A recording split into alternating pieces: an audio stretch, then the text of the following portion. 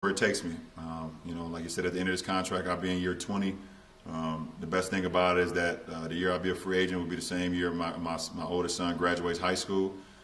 So I'll have some options to see, for me personally, what I want to do forward, to be around my family, being around my son more, or continue to play this game that I love, with great health and great spirit. So we'll see.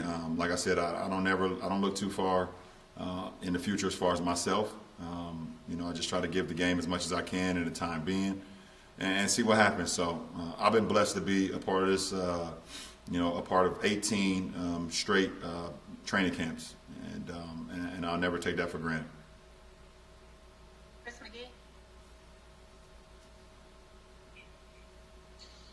Hey, LeBron, congratulations are in order of being the first athlete to ever be named 3-time Sports Illustrated Sports Person of the Year. I would assume that is an amazing honor, but considering where we are as a world, does this one have a little more special meaning to it? First of all, thank you. It definitely does. And you see the class that I was in, and the group that I was in, the men and women that I was a part of, understanding that we're more than athletes, and being able to go out there and not only perform at a high level in what we do as far as our profession, but also being able to change lives and create opportunities and empower people and inspire people off the floor, not only in our communities but all over the world. So it means a lot, to be a part of that group, and like you said, to be the first ever 3-time winner of this award. Very humbled.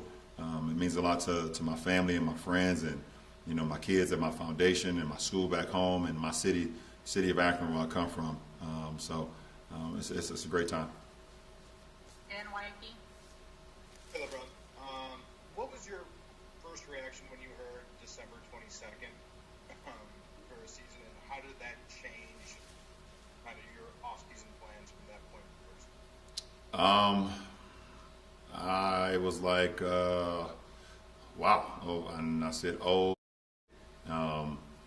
Just being completely honest, I wasn't expecting that, because early conversations were going on, that I was hearing that there would be kind of a mid-January start, and the training camp will kind of start after Christmas. We'd have an opportunity to spend Christmas with our families, so I had already planned a vacation with my family for us to go somewhere, which I haven't been able to do, obviously, since I've been in the league, and so I had to switch up a lot of things.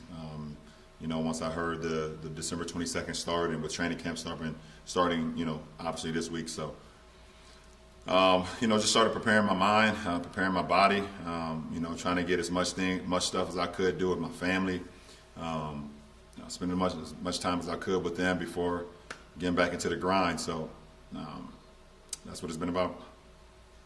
Album. Hey, LeBron. You now won a championship with every franchise you've ever played for. Rob talked to us about his hope that one of the jerseys that you retire at the end of your career will be a Lakers jersey. With this contract, how much is going into sort of what you've already built and accomplished in LA, and what you hope to achieve here? I just want to continue to do what I've always done. Try to lead the franchise, lead the group of guys that I'm around as far as the game that we play.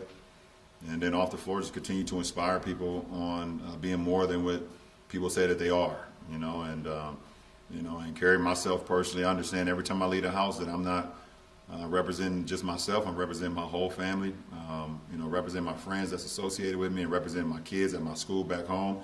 So it's a lot of responsibility for me when I walk out of my household. So, I want to continue to go out there and play the game at a high level, continue to play for my teammates, continue to play for this franchise, play for our fan base, play for whoever, want to see me play the game and like the way I approach the game, and continue to inspire off the floor. Bill Oram. Hey, LeBron, good to see you. I'm wondering, you've been only out of the bubble for like 6 weeks, half as long as you were there in the first place. I'm wondering what the adjustment back to the world has been like for you, and what changes you've had to make in your life, your family's behavior, to limit your exposure and do your part, for the league? I mean, are there changes you need to limit your bubble or your typical orbit? Yeah, I mean, you just have to. I mean, we listen to the experts on what's going on with the climate. As far as COVID. And keep your family in the mask when we leave the house or whatever the case may be, and be cautious of where we travel to. Be cautious who we're around. Right now you just try to do everything that you can to protect your family, and hopefully you can stay safe and stay healthy. Obviously, that's the most important thing than anything. So that's what it's been all about. I mean, obviously, we are all hoping that the world gets back to normal at some point. So we can get back to kind of some normalcy. With our kids being back in school, our kids miss being in school. They're sick and tired of doing these Zoom classes. They love being around their other classmates. They love, being in classrooms and having fun, and I understand that too. So hopefully we can get back to that soon. But much appreciation, much respect to the teachers that's holding these classes, Monday through Friday. They're doing a hell of a job. So much respect to that. But we'll see what happens. But for me, nothing has changed. Pretty much I've always been, protector of my family, and no matter what, no matter if it was, COVID going around or just how we live on a day-to-day basis. Mark Medina. Hey, LeBron, good to see you, and congratulations on your extension and all your accomplishments. You've said a lot of times of the adjustment and struggle with playing games without fans. I was wondering, because of the bubble experience, how more equipped are you to be able to adjust to that, or is that still kind of an ongoing struggle you think you'll continue to have? No, it would never be something that I'll be fully comfortable with or accustomed with. I got too many years of playing the game or playing sports in general with fans. So I would never want to get fully committed to that or fully comfortable with that, because I believe at some point we will get back to it. Hopefully, I'm still playing, and hopefully I'm still in uniform. That's the hope, obviously, and I believe it will happen sooner than later. So, but I have the ability to go out there and channel, my focus, understand that I could get to that point of where knowing there's no fans there, but it would never be something that's comfortable or something that I could be accustomed to or something that would feel regular, because I've played so many years throughout my life since I was, I guess, 8 years or 9 years old when I first started playing organized sports where fans were there, and it's just all a part of it. Fans is a part of this game, is a part of sports. You could just look at some of the greatest sporting events ever of course of time, and obviously you can see the impact that fans make. So they're truly missed from every sport that goes on in the world. Just take a few more here. BT. What's up, Ron? What's up, B? Appreciate you. Things are good. How do you think you're more than a vote worked out in this event and next for the organization? I think it worked out great. We was able to set out a plan and then execute that, and it was about basically educating and empowering people in their communities to get out there and exercise their right to vote.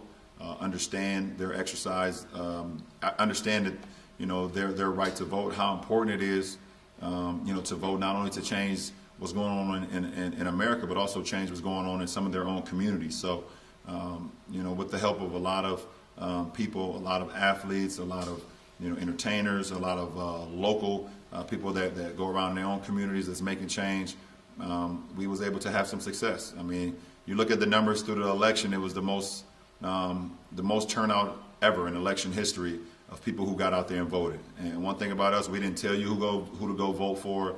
We didn't pick one side versus the other side.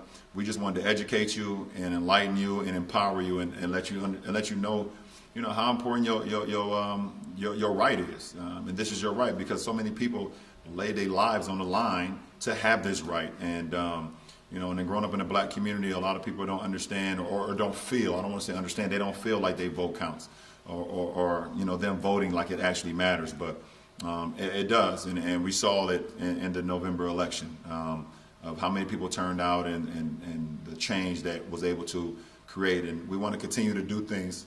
We we're looking at the the race that's going on in Georgia coming up, in January. So we're trying to see how well we can continue to help down there because it's a big moment down there, and then going forward, seeing other opportunities.